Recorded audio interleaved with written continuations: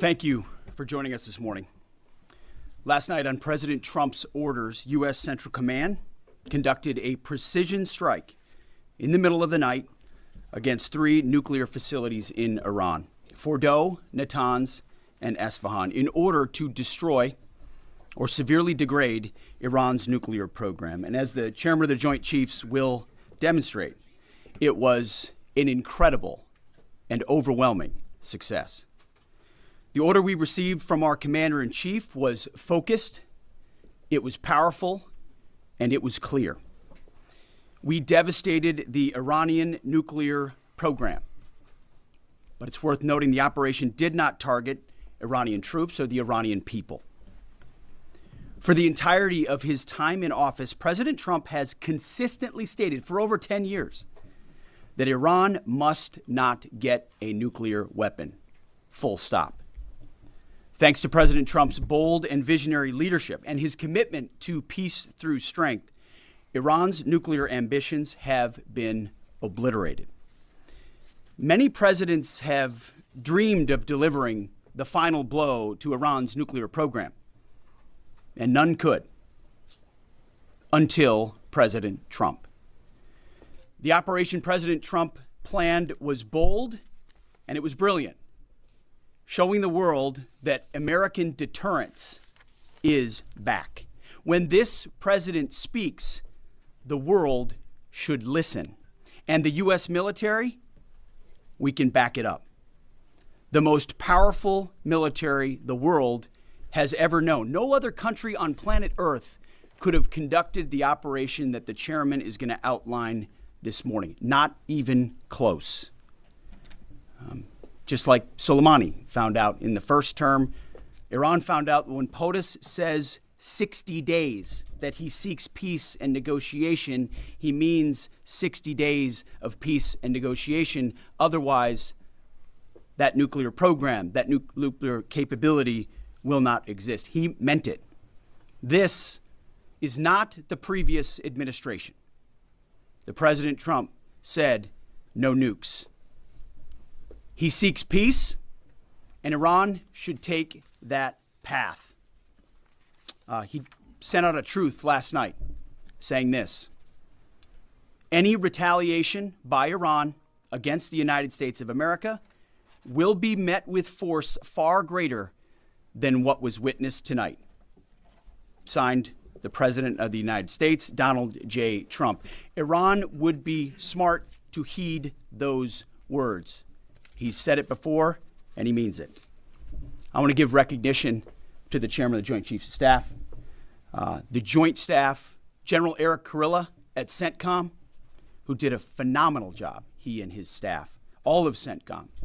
Policy, across the board, this was a joint effort, and across the Pentagon effort. I want to recognize the pilots who flew those bombers, who flew those fighters, who flew those refuelers, warriors. I want to recognize the sailors on those destroyers, in those subs, on those carriers, warriors, all of them. I want to recognize our soldiers doing air defense, base defense, QRF, warriors, all of them. Every American involved in this operation performed flawlessly. And I want to give recognition to our allies in Israel as well. This is a plan that took months and weeks of positioning and preparation so that we could be ready when the President of the United States called. It took a great deal of precision. It involved misdirection and the highest of operational security. Our B-2s went in and out of downtown Tehran, of these nuclear sites, in and out and back without the world knowing at all. In that way, it was historic. A strike that included the longest B-2 Spirit bomber mission since 2001 and the first operational employment of the MOP, a massive ordnance penetrator. The mission demonstrated to the world the level of joint and allied integration that speak to the strength of our alliance and our joint forces. As President Trump has stated, the United States does not seek war, but let me be clear. We will act swiftly and decisively when our people our partners or our interests are threatened. Iran should listen to the President of the United States and know that he means it, every word. I want to give congratulations to our Commander-in-Chief. It was an honor to watch him lead last night and throughout, and to our great American warriors on this successful operation. God bless our troops. God bless America. And we give glory to God for his providence and continue to ask for his protection. I turn it over now to the chairman for specifics. Thank you, Mr. Secretary. Thanks for recognizing all of our folks out there doing our nation's work, and nice to see everybody on this early Sunday morning. Last night on the President's orders, U.S. Central Command, under the command of General Eric Kurilla, executed Operation Midnight Hammer, a deliberate and precise strike against 3 Iranian nuclear facilities. This was a complex and high-risk mission carried out with exceptional skill and discipline by our joint force. I want to thank every service member, planner, operator that made this mission possible. Their actions reflect the highest standards of the United States Armed Forces.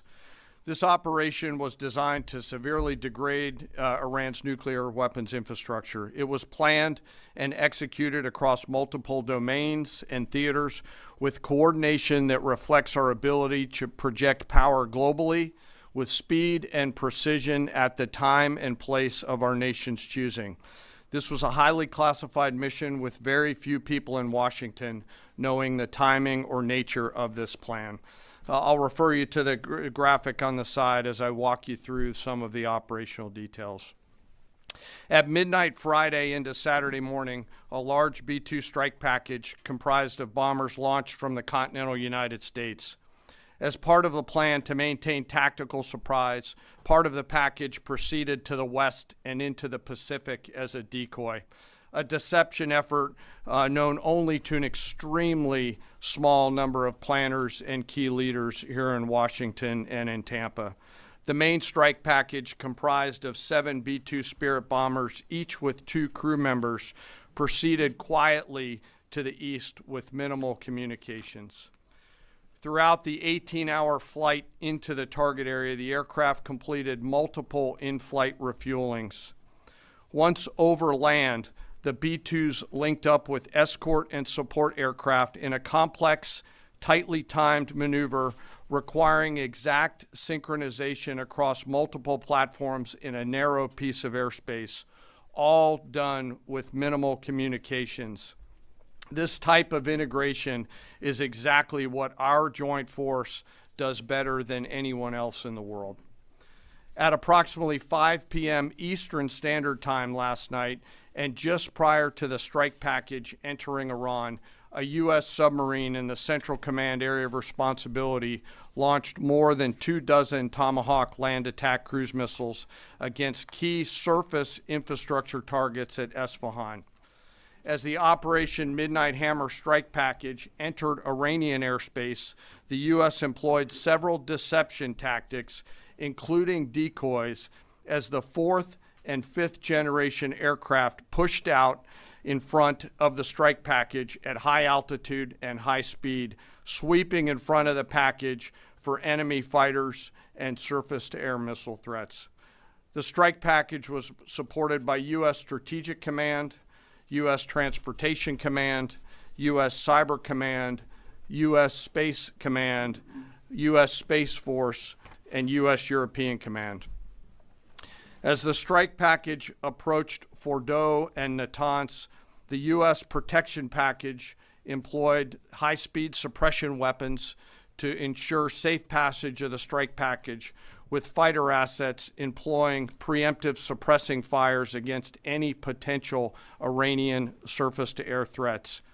We are currently unaware of any shots fired at the U.S. strike package on the way in. At approximately 6:40 p.m. Eastern Standard Time, 2:10 a.m. Iran time, the lead B-2 dropped 2 GBU-57 massive ordnance penetrator weapons on the first of several aim points at Fordo.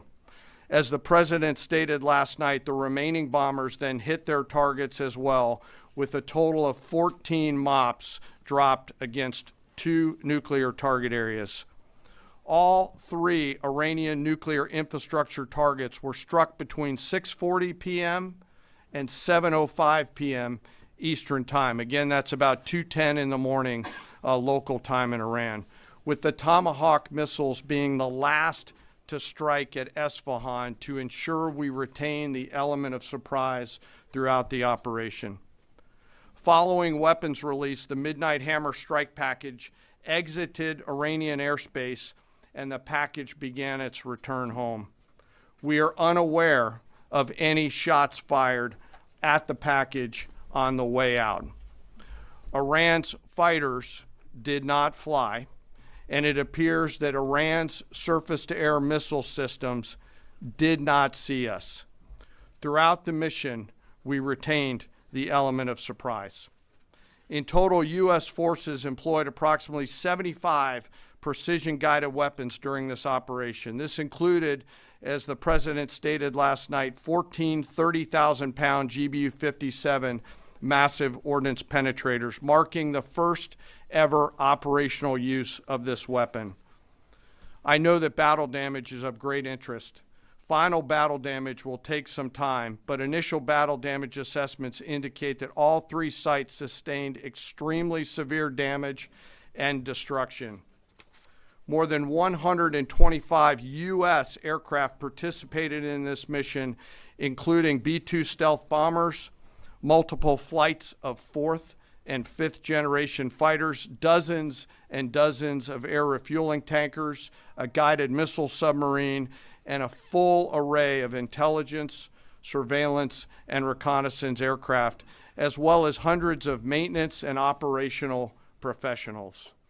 As the Secretary said, this was the largest B-2 operational strike in U.S. history and the second longest B-2 mission ever flown, exceeded only by those in the days following 9/11. Well prior to the strike, General Kurilla elevated force protection measures across the region, especially in Iraq, Syria, and the Gulf. Our forces remain on high alert and are fully postured to respond to any Iranian retaliation or proxy attacks, which would be an incredibly poor choice. We will defend ourselves. The safety of our service members and civilians remains our highest priority.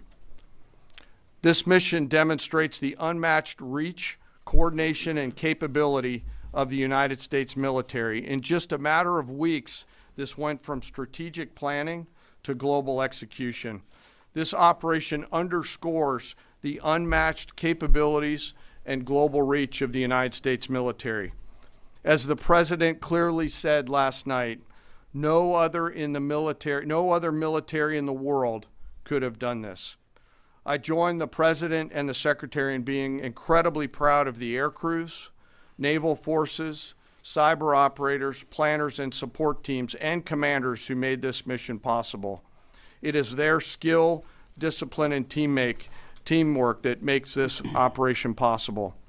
I am particularly proud of our discipline related to operational security, something that was of great concern to the President, the Secretary, General Kurilla, and me, and we will continue to focus on this.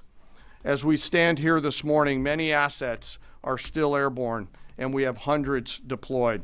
I ask that we keep our warfighters on their way home and our deployed service member in our thoughts. Our joint force remains ready to defend the United States, our troops, and our interests in the region. Thank you very much.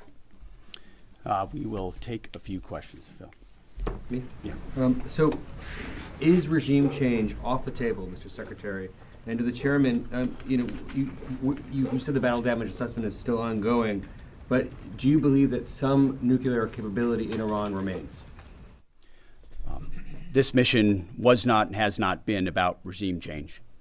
The President authorized a precision operation to neutralize the threats to our national interests posed by the Iranian nuclear program and the collective self-defense of our troops and our ally Israel. Thanks for your question. I think BDA is still pending, and it would be way too early for me to comment on what may or may not still be there. But thanks for the question. Green. No, behind you. Excuse me, Mr. Secretary, can you tell me, was there a particular moment when the president decided to pull the trigger on this operation where he said, now, rather than being, something in the holster, now we're going to pull the trigger on it? I would just say, having the opportunity to witness his leadership, he was fully committed to the peace process. Wanted a negotiated outcome, gave Iran every single opportunity, and unfortunately was met by stonewalling, which is why he gave them plenty of time to continue to come to the table and give up enrichment, give up the nuclear program.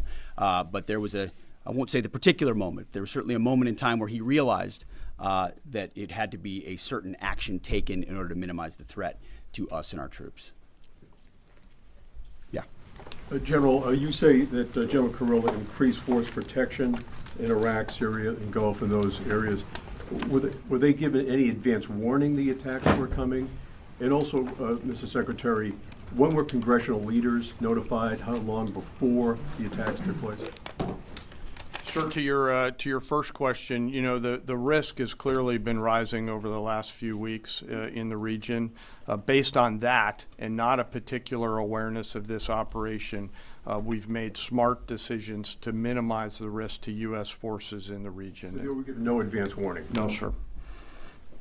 In congressional? They were notified after the planes were safely out. Well, we complied with the notification requirements of the War Powers Act. The attacks, they were notified? They were immediately thereafter. Yes. Thank you, Secretary. Two quick questions. Do you believe you completely destroyed Iranian nuclear program? And how about Iranian ballistic missiles?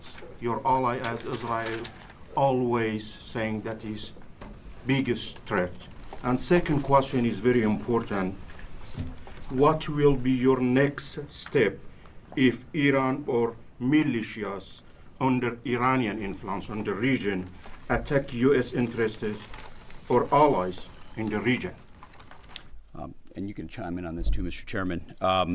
The battle damage assessment is ongoing, but our initial assessment, as the chairman said, is that all of our precision munitions struck where we wanted them to strike and had the desired effect.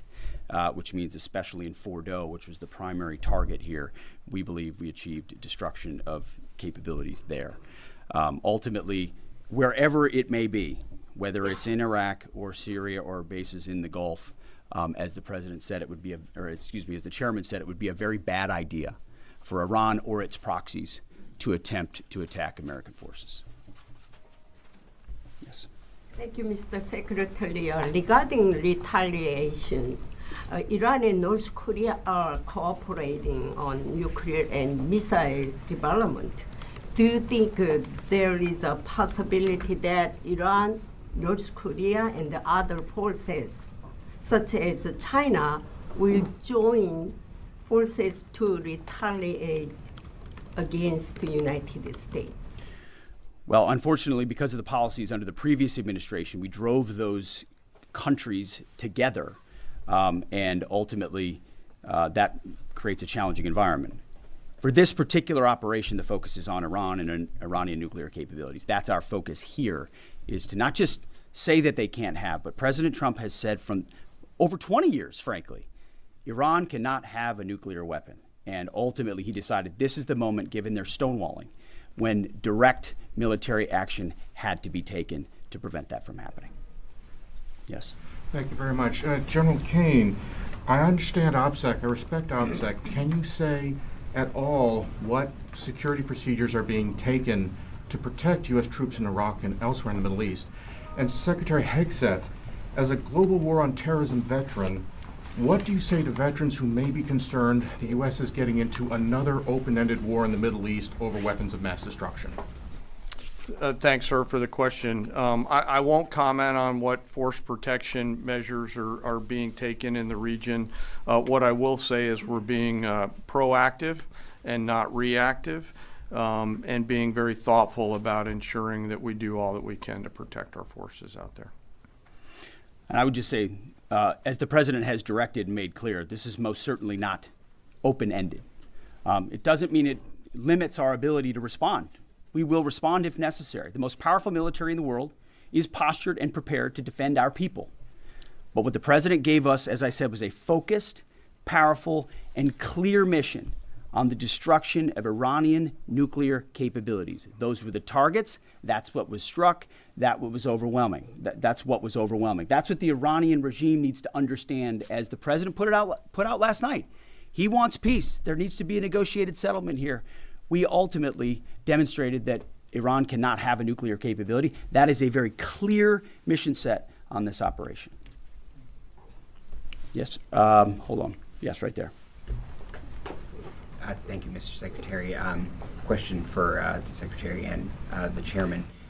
How was this strike coordinated with the Israelis on a strategic level, militarily, and on a tactical level? Was there any direct Israeli military participation in this operation? Well, I would say certainly Israel had an incredible military success, especially at the beginning and ongoing, in degrading Iranian capabilities, in degrading Iranian launchers, MRBMs. It's been incredible to watch what our ally Israel has been able to do. And there certainly have been conversations. I mean, General Kurilla at CENTCOM has worked closely in the defense of Israel for many years. And part of this operation was the defense of Israel and the ongoing defense of Israel. But as it pertains to this strike, this was U.S. operated and U.S. led. We took advantage of some of the preparatory work that's been done over the past week and a half in terms of axis of approach. I won't get into the particulars, but as the Secretary said, it was a U.S. strike. We made sure we were not in the same piece of airspace and sky. Aside from that, that was the extent of it. We'll take a couple more. Yeah, right there. Question to the Secretary first. Are you concerned whatsoever now about the reaction from U.S. allies given the strike, particularly those in the Gulf? And to the Chairman, if I may, I understand you don't want to speak to specific assets and force protection measures, but do you anticipate at least having to bring in any further assets from other theaters to aid in force protection over the coming days? We certainly understand the challenges of allies in the region, and we have been respectful and in working in collaboration with them as it pertains to basing and sensitivities there. Ultimately, they've got a lot of assets and people in those locations also where American troops are co-located. So that's a consideration of ours. We've been in close consultation with them, and we appreciate the support that we have got. Thanks for the question on sort of the global picture. And as you know, that's one of my jobs, is to look globally at the entire range of challenges. We are always carefully considering our force posture around the world and then offering options to the Secretary and to the President. I won't comment on any future things, but the American people should know that we carefully consider those moves around the world and try to modulate as needed our force structure in the region. Absolutely. Yeah, right here. Thank you. What communications are being sent to the Iranians right now, and is there any possibility of diplomacy now or in the coming days? I can only confirm that there are both public and private messages being directly delivered to the Iranians in multiple channels, giving them every opportunity to come to the table. They understand precisely what the American position is, precisely what steps they can take to allow for peace, and we hope they do so. Yes. The president may not want an open-ended conflict. The Iranians may disagree. Are you prepared for a protracted war? Well, anything can happen in conflict. We acknowledge that. But the scope of this was intentionally limited. That's the message that we're sending. With the capabilities of the American military nearly unlimited. So Iran, in that sense, has a choice. But we've made it very clear to them, this is nuclear sites, this is nuclear capabilities, this is the line that the president set, and we set that back. Now is the time to come forward for peace. But I think one of the takeaways from this as well is the unprecedented level of ongoing cooperation. I can't speak highly enough of the chairman and his staff and General Kurilla in CENTCOM, what they've done to look around the corner, to pre-position, to understand how an operation like this comes together. The scope and scale of what occurred last night would take the breath away of almost any American if you had an opportunity to watch it in real time.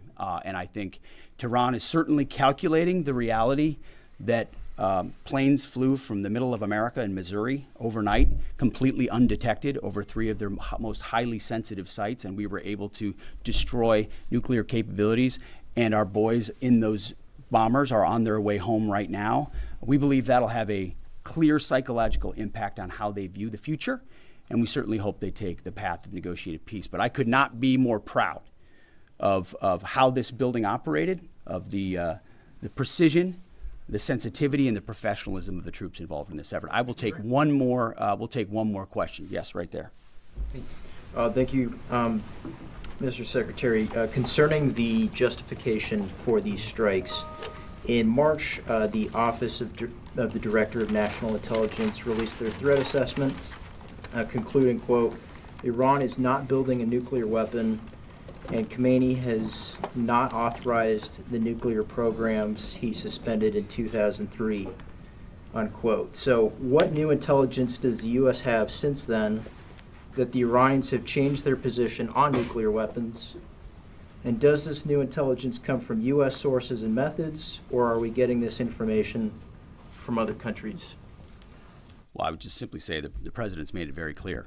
He's looked at all of this, all of the intelligence, all of the information, and come to the conclusion that the Iranian nuclear program is a threat, and was willing to take this precision operation to neutralize that threat in order to advance American national interests, reduce the Iranian nuclear program, and obviously collective self-defense of ourselves and our allies. So he looked at all of it, understood the nature of the threat, and took bold action I think the American people would expect in a commander-in-chief. That's all we've got. Thank you very much. Appreciate it. Mr. Chairman. Thank you. Mr. Chairman, do you have any of the WC-135s up to check for radioactive material in the atmosphere?